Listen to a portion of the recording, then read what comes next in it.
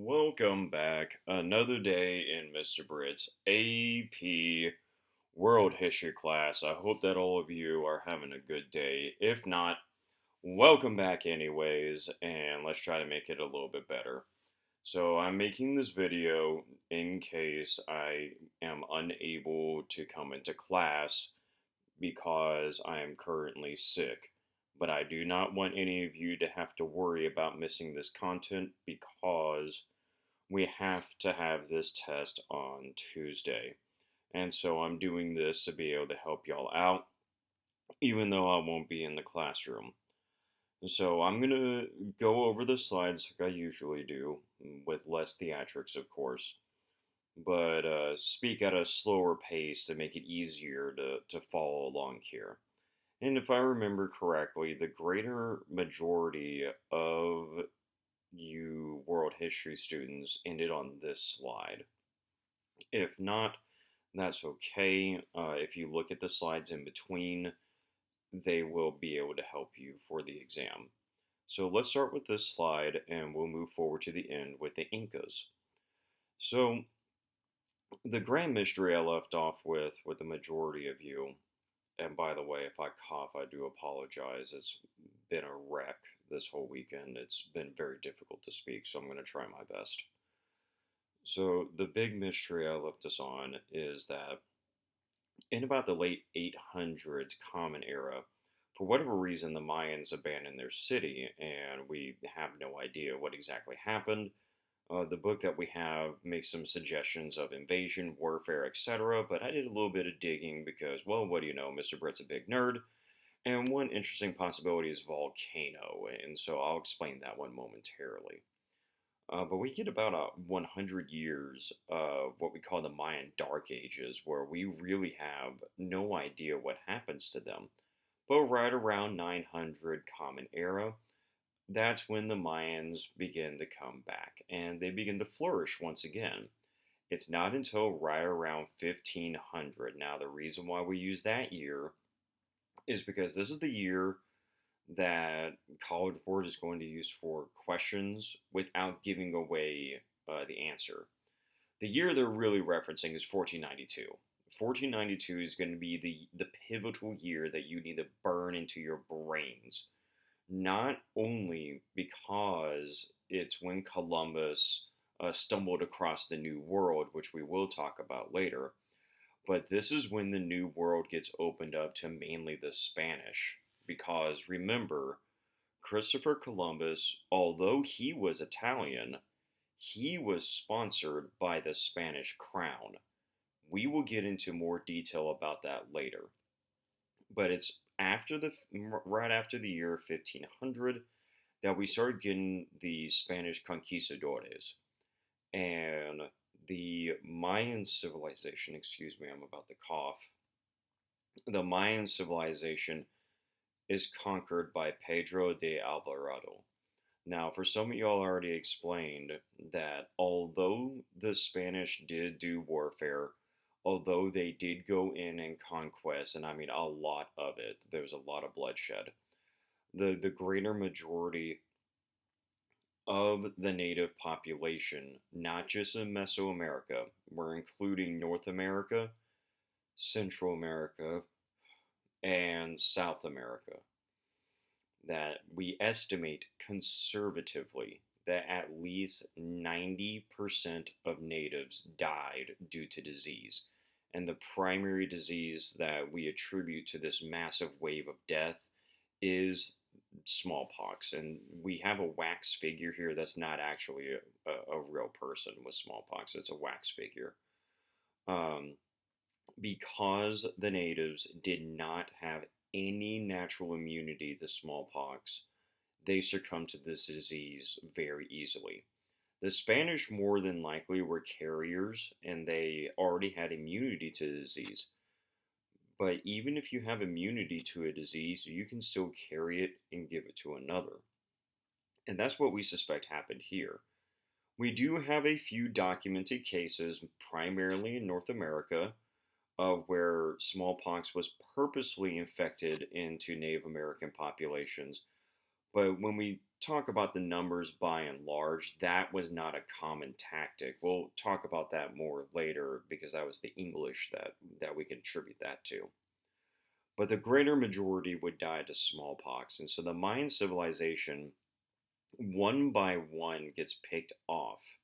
Now, although they were easily taken apart one by one, it was time consuming to defeat the Mayans. Why? Because they were decentralized. Because they had these city states, um, Alvarado and the Spaniards had to go to these cities one by one to defeat them. Unlike the Aztecs, which we'll talk about here momentarily, it wasn't as simple as taking out the capital city.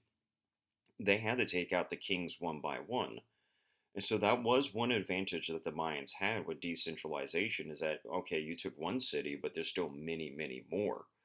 But eventually, because of their decentralization and almost unwillingness to band together at times, the Spanish do defeat the Mayans. And so, getting back to the volcano theory here, so I was digging into this and I found this article in Scientific America that it looks like this massive volcano that's in Central America might be responsible for the Mayan Dark Age. Now, I cannot say the name correctly without accidentally saying a curse word in Spanish. And if you speak Spanish and you look at the word, you'll know exactly what I'm talking about. Also, I am aware that that word has another meaning. We're going to go with the meaning that it means lump. That's what we're going to go with, okay? So how do they attribute it to this volcano? Well, they went to, excuse me, they went to these Mayan cities and excavated in different areas, and they noticed right at the same time, whenever they're digging, there's this thin layer of ash, and this thin layer of ash is found everywhere, found in all of these Mayan cities, and they do not find it coincidental, especially when you consider the size of this active volcano. It is so active in Mexico now, and this is the volcano here. Now, if you need to know what size it is, usually at this time I would start getting people to guess how wide this thing is. And if I remember correctly, it's over half a mile wide. It is a huge opening for a volcano. And in there, we do have a volcanic lake. And I'll zoom in on that here, that it is a mineral rich lake. And if you decide to go ahead and dip your toe in there, I'm so sorry. Be prepared for a agonizing pain because it is so boiling hot. It is over the boiling temperature. It does not bubble, but because it's so mineral dense, it does not evaporate as rapidly as normal water. So that's one way that you can, die in a foolish manner is by falling into this lake. It'd be a very quick death, very quick, painful, awful death. You don't want to do that. And so this is one of my favorite theories here. And so now we're going to transition into the Aztecs. And so now we're heading more into central Mexico. That is the region that the Aztecs would rule. And so if you need time to write down the title, go ahead and pause the video, but for time's sake, I'm going to move forward here. And so where were the Aztecs? Well, here I have a map of Mexico for you, and they're in central Mexico. So you can see that this is a quite a distance from where the Mayans lived in the Yucatan Peninsula. And they occupied the area known as the Valley of Mexico, and this is in central Mexico, and it is 7,500 feet above sea level. It's actually higher above the ground than Denver. And so you can just imagine what the climate must be like there. So the Valley of Mexico not only hosted the Aztecs, the order that we have here is Teotihuacan, excuse me. It's a little hard for me to hit that H right now. That they first occupied that area. And the information that we have on them is that the Teotihuacan, that they were largely peaceful, that when we excavate that area, there was no real evidence of warfare or weapons, really. Although we did have a lot of evidence pointing towards trade, that was their major contribution in this area was that they had an extensive trade network. That the biggest thing that they would trade in is obsidian glass, and obsidian glass is this volcanic glass that forms near volcanoes. That it is equally as extraordinarily brittle as it is sharp. There was a time, apparently, I can't seem to get sources to confirm this thoroughly, that surgeons used to use obsidian glass for their scalpels. But because it was so brittle that every once in a while a piece of volcanic glass would chip off and enter into the patient, and you don't want to leave stuff in there like that. So that's when they started switching over to the I think it's mainly titanium alloy, if I remember correctly. But that's what they really traded with was obsidian. Now, the order of events is that the Teotihuacan would be taken over by the Toltecs and then the Aztecs. And the reason why is just because of this location. And so, much like the Mayans, they would also build these very large temples. One of the most famous ones is the Pyramid of the Sun. And it is over 200 feet tall, and the base is over 3,000 feet around. And so, here's a that picture did not come out well. I am so sorry, Pyramid of the Sun. Uh, okay, that used to take up the whole screen. But this picture, especially this one, does not do this temple justice whatsoever. You got to see it from an aerial shot, and that's better. That's the entire Temple of the Sun there for you, the Pyramid of the Sun. Just gives you how menacingly large this structure was. Excuse me. And as I stated before, if you ever get the pleasure of being able to see this in person in Mexico, absolutely by no means without permission somehow from the Mexican authorities are you ever going to go up the stairs. Um, this has been a real problem in Mexico City recently where people try to climb the stairs for whatever their motivations are. I can't make sense of nonsense. It's extremely disrespectful. But if you ever do go, just take it all in. It's a very amazing structure. One day I hope to be able to go there. Mm.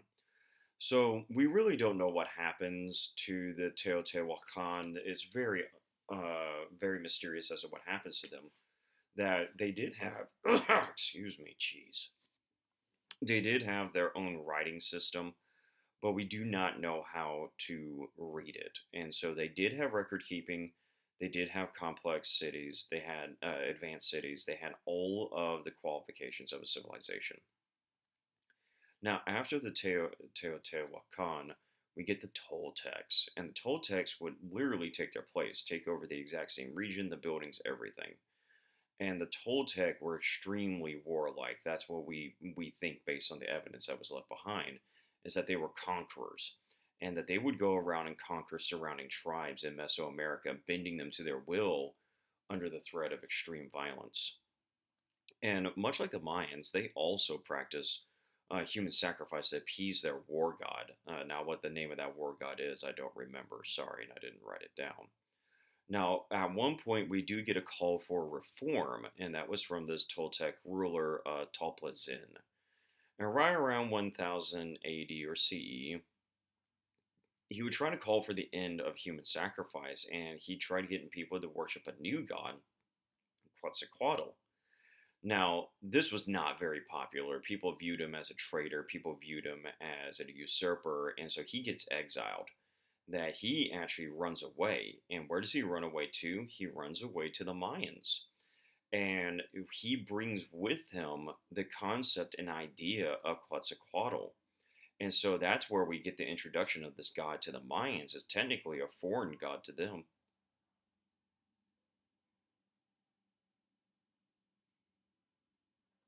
And I'm sorry, my son might be waking up. Um, okay, I have to go take care of him. I'll be back.